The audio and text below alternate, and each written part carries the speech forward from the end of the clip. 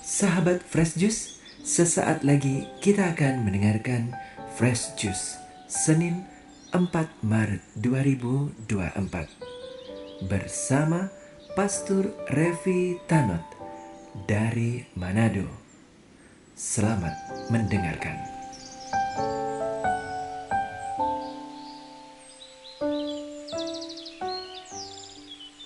Selamat berjumpa lagi sahabat Fresh Juice yang terkasih pada hari Senin tanggal 4 Maret tahun 2024 ini. Hari Senin dalam pekan ketiga masa Prapaskah. Mari kita berkati seluruh hidup dan karya kita hari ini dengan mendengarkan dan merenungkan Injil Tuhan yang diambil dari Injil Lukas pasal 4 ayat 24 sampai 30. Ketika Yesus datang ke Nazaret, ia berkata kepada umat di rumah ibadat, "Aku berkata kepadamu, sesungguhnya tidak ada nabi yang dihargai di tempat asalnya. Tetapi aku berkata kepadamu, dan kataku ini benar, pada zaman Elia terdapat banyak janda di Israel ketika langit tertutup selama 3 tahun 6 bulan dan ketika bahaya kelaparan yang hebat menimpa seluruh negeri. Tetapi Elia diutus bukan kepada salah seorang dari mereka, melainkan kepada seorang janda di Sarfat di tanah Sidon. Dan pada zaman Nabi Elisa, banyak orang kusta di Israel, tetapi tidak ada seorang pun dari mereka yang ditahirkan, selain daripada Naaman orang Syria itu." Mendengar itu, sangat marahlah semua orang yang di rumah ibadat itu.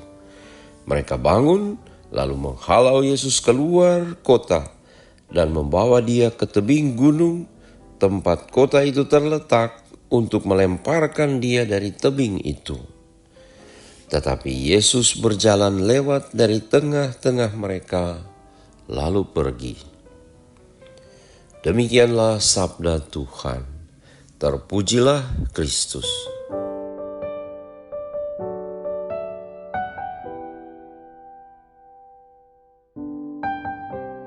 Sahabat Fresh Juice yang terkasih, saya tertarik dengan bagian akhir dari Injil yang kita dengarkan hari ini.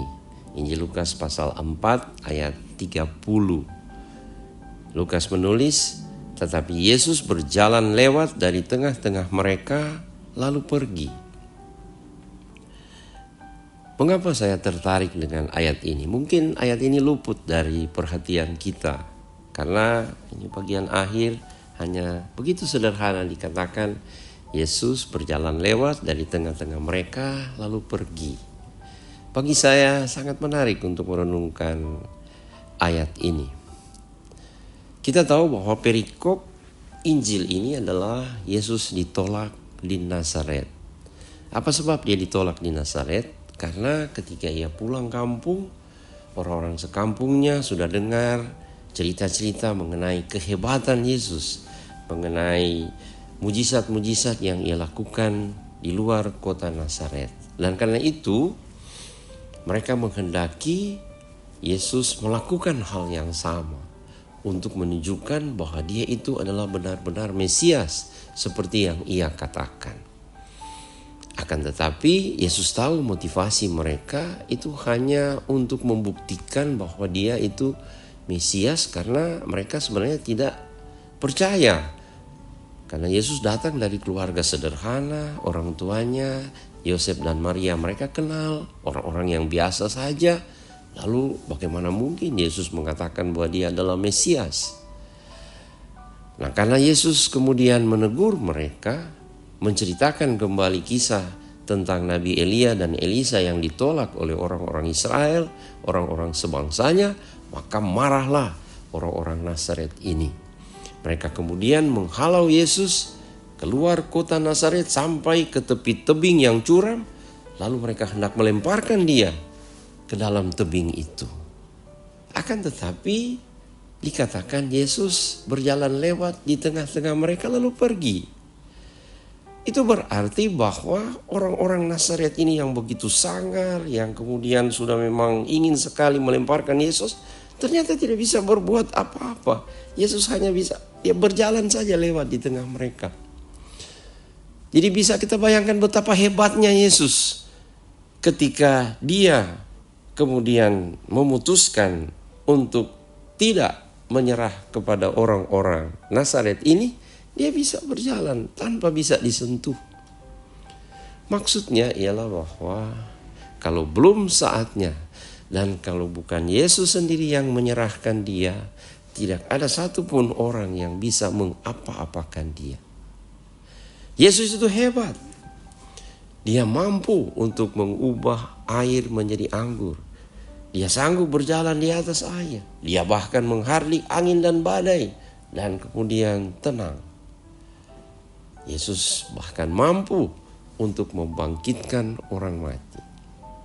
Dan ada satu cerita menarik mengenai Petrus yang diminta Yesus untuk pergi memancing. Dan ikan pertama yang dia tangkap, buka mulutnya, maka ada 2 koin di situ untuk membayar pajak bait Allah. Yesus bisa meminta murid-muridnya untuk menjala ikan dan dapat banyak sekali. Jadi apa yang tidak bisa dibuat oleh Yesus? Apa yang kurang? Pertanyaannya sekarang adalah, mengapa Yesus kemudian ditangkap, disiksa, dianiaya, kemudian digantung, mati di atas kayu salib? Apakah karena Yesus ternyata kalah, tidak mampu untuk melawan orang-orang Yahudi? Sahabat Kristus yang terkasih, Yesus ditangkap, disiksa dan dianiaya hingga mati di atas kayu salib karena ia sendiri menyerahkan dirinya untuk menderita sengsara dan wafat di salib demi untuk mengasihi kita, menebus kita dari perbudakan dosa dan mengalahkan kejahatan serta iblis yang menguasai manusia oleh kedosaannya. Dengan demikian, kalau bukan Yesus yang menyerahkan diri, maka tidak ada satupun orang yang mampu untuk mengapa-apakan dia. Disitulah kehebatan Yesus. Akan tetapi Yesus tidak menggunakan kehebatannya demi untuk menyombongkan diri dan untuk menunjukkan bahwa dia itu hebat. Akan tetapi dia taat pada kehendak Bapanya untuk mengalami derita, sehingga kita manusia di dalam derita kita dapat melihat Yesus sebagai sumber kekuatan kita. Dan sama seperti Yesus, dengan penuh kerendahan hati kita menerima apa yang direncanakan, dirancang Tuhan untuk hidup kita. Kita bisa bayangkan kalau kita mampu seperti Yesus dengan segala kehebatan yang ada. Begitu berat untuk menahan diri untuk tidak menunjukkan kehebatan. Akan tetapi Yesus menahan diri, ia merendahkan diri, taat pada kehendak Bapanya di surga, agar supaya kita semua bisa diselamatkan. Sahabat Fresh Juice yang terkasih, marilah kita belajar dari Tuhan kita Yesus Kristus untuk taat dan rendah hati. Sekalipun mengalami penolakan, sekalipun hati kita disakiti dan dilukai karena orang-orang tidak menghargai, tidak menerima kita, bahkan kemudian merendahkan kita, akan tetapi kita tidak menyerah, kita tidak mau sombong untuk menunjukkan bahwa kita adalah orang yang hebat, dan kita dengan penuh penyerahan diri berserah kepada Tuhan, karena kita percaya bahwa kekuatan kita ada di dalam kasih Tuhan. Dan kita bersyukur, berterima kasih kepada Tuhan Yesus, karena kasih-Nya ia menyerahkan diri sampai mati di atas kayu salib. Ya Yesus, terima kasih oleh pengorbanan-Mu untuk kami semua. Dan kami ingin di sisa masa prapaskah ini untuk setia berjalan salib bersama Engkau. Karena kami percaya di balik penolakan, derita yang kami alami, selalu ada Paskah karena Engkau telah bangkit menang atas kuasa dosa dan maut. Berkatilah kami semua, Bapa, Putra, dan Roh Kudus. Amin. Sahabat Fresh Juice, kita baru saja mendengarkan Fresh Juice Senin 4 Maret 2024. Terima kasih kepada Pastor Revi Tanak untuk renungannya pada hari ini. Sampai berjumpa kembali dalam Fresh Juice edisi selanjutnya. Tetap semangat, jaga kesehatan, dan salam Fresh Juice.